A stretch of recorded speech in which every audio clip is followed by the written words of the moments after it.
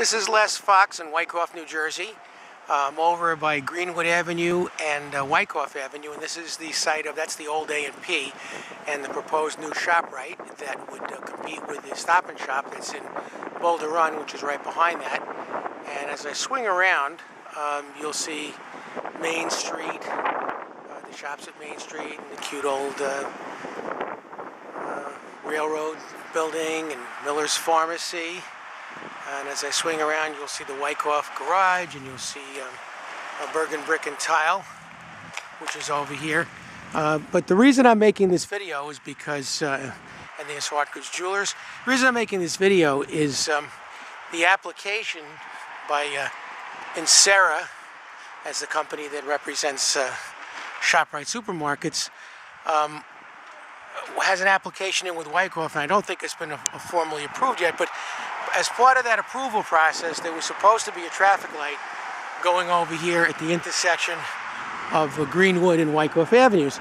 That was based on a traffic study that showed that there was sufficient traffic here to warrant, that's the word they use at the Bergen County Engineering Office. I've spoken to planners and engineers in Bergen County, and they say that when traffic volume warrants a traffic light, then when any type of a new development happens, they usually, and it's on a county road, they usually require the developer to put in that traffic light. However, an interesting thing happened with this particular development that we're hoping might happen over at Sicomac and Cedar Hill with the Vista development.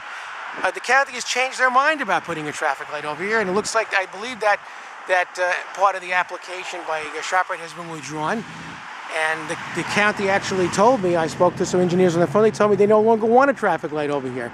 And they said that the reason they don't want the traffic light over here is it's too complicated to put a traffic light in here, because there's all these parking lots and driveways and ingress and egress all around here that would impact on that traffic light. And then, as you can see, there's a traffic light up at Clinton and Wyckoff Avenue, a few blocks, I guess that's west or southwest of here, and they said there is a traffic light over there, and so there could be some conflicts with that. But the biggest problem they said they were having with the traffic light was this railroad crossing that's pretty close to the intersection of Greenwood Avenue. There's the railroad crossing, and I'll swing around again. You can see the proposed traffic light was going to be about 2 or 3 blocks away.